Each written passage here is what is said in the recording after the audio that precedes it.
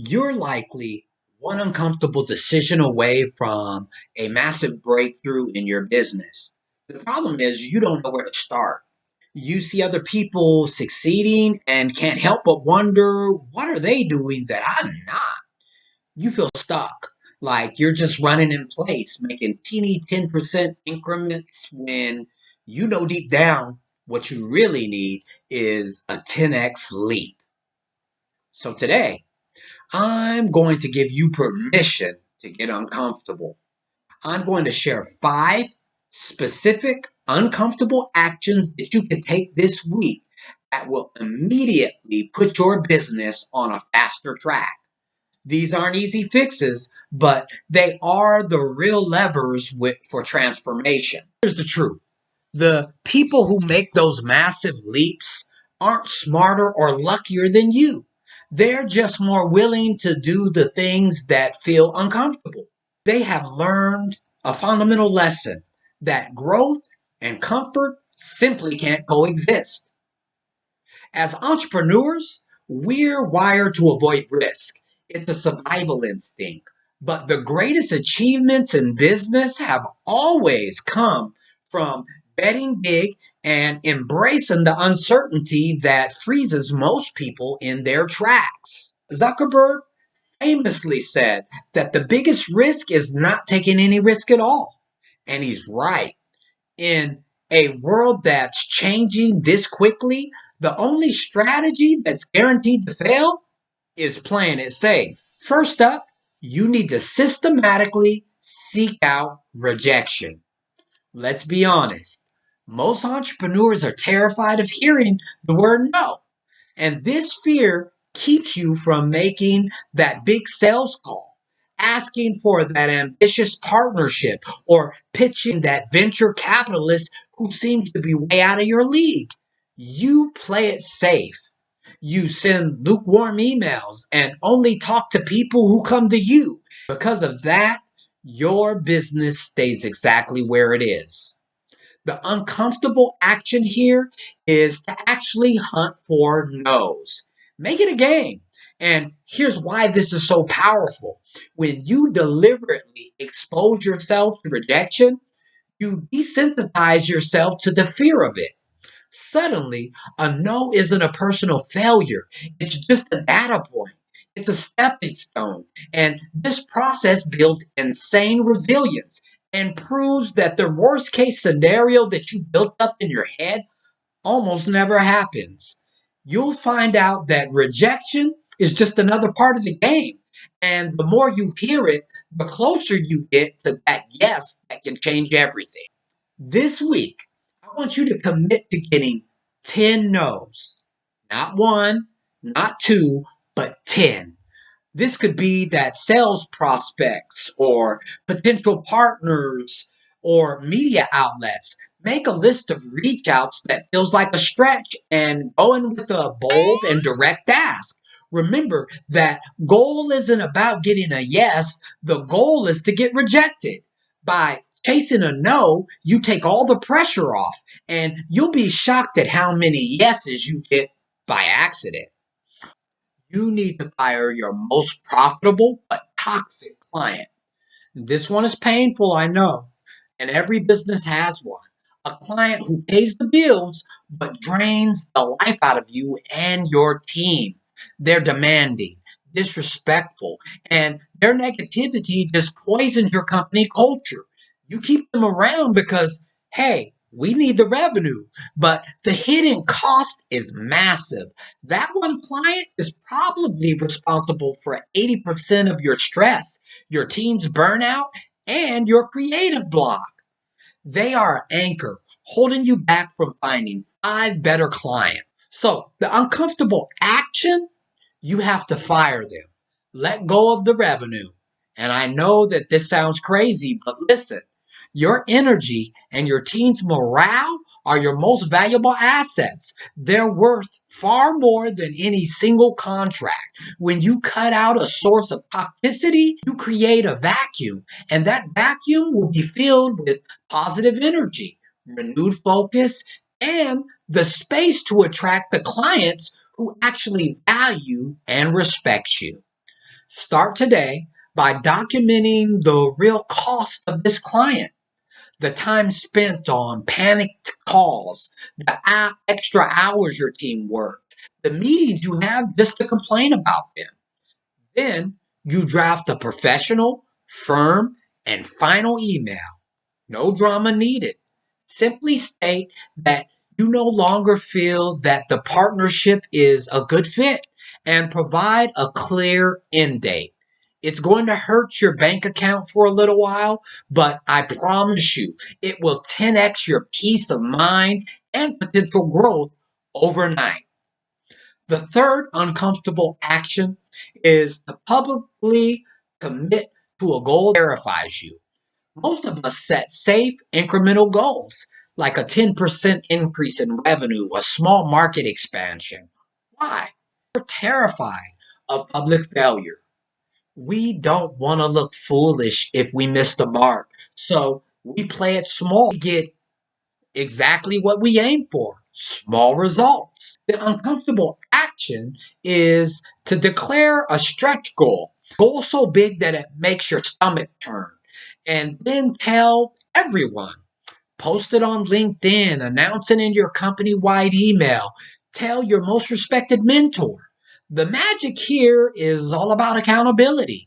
The moment that goal is public, you have skin in the game and you've drawn a line in the sand.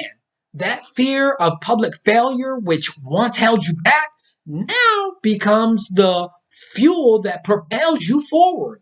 It forces you to operate at a level you never would have reached for if you kept your goal to yourself. So, what's the first step to do this? Don't just think about it. Write it down, be specific, and make sure that it's measurable. Instead of making a goal like grow the business, make it hit 1 million in annual reoccurring revenue by this date next year. Now you share the goal with three groups like your team, your customers, and a mentor who will hold you accountable. That discomfort that you're feeling, that's the feeling of your comfort zone expanding. All right, we're more than halfway through. And if you're feeling a little uncomfortable right now, that's good. That means that you're on the edge of a breakthrough. If this is hitting home for you, and you want more strategies to push your boundaries, take a second to hit that subscribe button and like the video. It helps the channel to reach more entrepreneurs just like you. Now, let's get ready to hop back in. So, this brings us to number 4. Kill your favorite project, your darling, that just isn't working. Now, we've all been there. You've poured months, maybe even years of time, money, and emotion into your pet project. You love the idea because it was your idea, but the data is clear. It's not gaining any traction. It's not profitable, and it's draining resources from the parts of your business that are working. Your ego is keeping you from making a rational decision here. So the uncomfortable action is to be the executioner. Pull the plug. Why? Well, it comes down to focus and opportunity cost. Every hour and every dollar that you spend propping up a failing project is an hour and a dollar that you can invest in a winner. Look at the great business pivots like Netflix did. They didn't cling to their profitable DVD business. They embraced the discomfort of a new streaming model well before they even had to. Apple, they shifted its focus from just computers to mobile devices, driven by a vision of the future, not by current sales figures. They were willing to kill what was comfortable to create something that would become revolutionary. So, how do you do this? You have to separate your emotion from the data. Schedule a formal project review meeting. Before you meet, define the clear objective metrics that this project should have hit by now. Look at the numbers like an outside investor would. Now, would you put more money into this today? If the honest answer is no, it's time for you to let it go. Announce the decision, explain the strategy, and immediately redirect that project's resources to your most promising area of your business. It's a business funeral, yes, but it's also the rebirth of a new opportunity.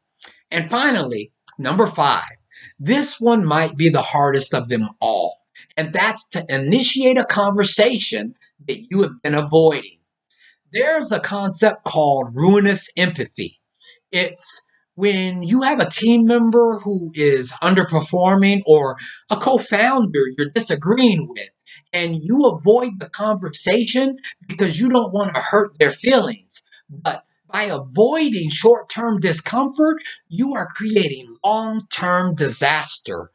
Unclear feedback leads to continued underperformances. Resentments build, and you create a culture where mediocrity is tolerated. And as a leader, being unclear is being unkind. The uncomfortable action is to practice radical candor. Challenge directly while caring personally.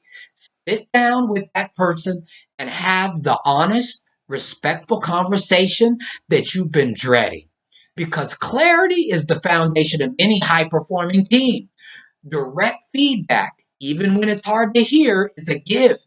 It gives the other person a chance to improve and shows them that you respect them enough to be honest. This act of vulnerability builds incredible trust and creates a culture where feedback is the norm. So, here's the first step in doing this. Choose one conversation that you need to have, just one. Before you talk, write down your specific points. Start the conversation by stating your positive intent. Like, I'm sharing this with you because I value you and I want us to succeed together. Then deliver the feedback clearly with specific examples.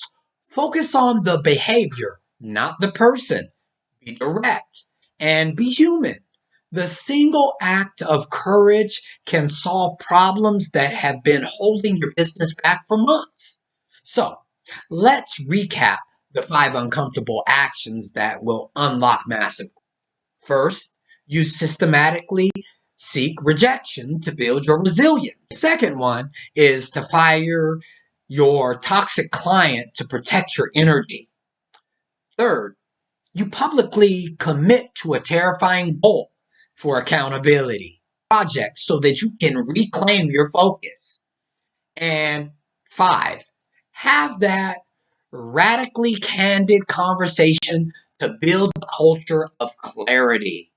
The common thread here is that your biggest growth opportunities are hiding on the other side of your deepest discomforts. Courage isn't about the absence of fear, it's taking action in spite of fear.